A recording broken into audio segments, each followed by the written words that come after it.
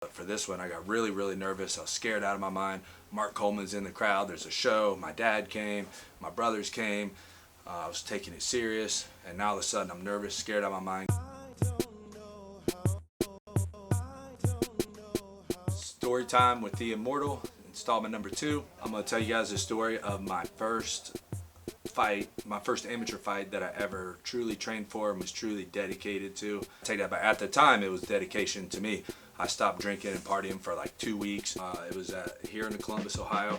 It was called Promo West Pavilion at that time. Now it's called Express Live. I signed up, 3-4 weeks out to the back, get all wrapped up, everything's ready to go. And here comes Mark Coleman in the room, gives everybody a motivational speech, gets everybody fired up. He just came back from Pride. I don't remember who he fought, but I remember he was talking about leg kicks. He got his leg kicked real hard over there. And he was talking about how leg kicks are real and everything. He said, you have to respect the leg kicks. And go out. The one thing that I remember more than anything else was being backstage. And I was so nervous. I looked over at my opponent. He was on the opposite side of the stage. I remember being so nervous that my hands, I remember the gloves were so heavy I couldn't pull my hands up. I was like, how am I going to fight when I can't even put my hands up to my chin? Like, how am I going to block my face, I can't even get my hands up to my face. Went out there, fought the guy. He was a wrestler, stopped his takedowns, ended up on top side, and I did the Mark Coleman crank actually do it with, so I had a head here, headlock here, and I had his arm here, and I choked the guy completely unconscious.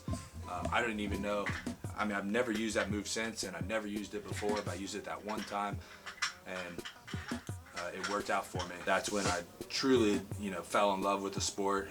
That feeling of, putting in all that effort, putting in all that work, and then getting something out of it, and getting my hand raised, and then with my family there, man, like what a great feeling, and the rest is history.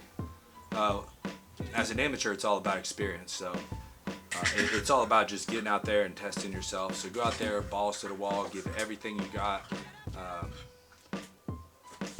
Really just don't worry so much about winning and losing. Go out there and put it all on the line, and you get to reset when you're a pro, right? Everything that you did as an amateur doesn't matter anymore. So when you turn pro, you get to completely reset. You get to have a whole clean slate. So, if you want to be a fighter, the first thing I tell everybody is like, know yourself.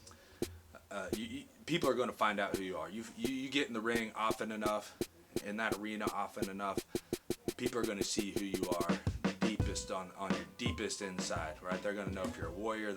What you want to do as an amateur is go out there and you find out who you are. You find out who you are as a fighter, mentally, physically, spiritually, and everything in between. You want to know everything about yourself, so when you go pro, you can hammer hard.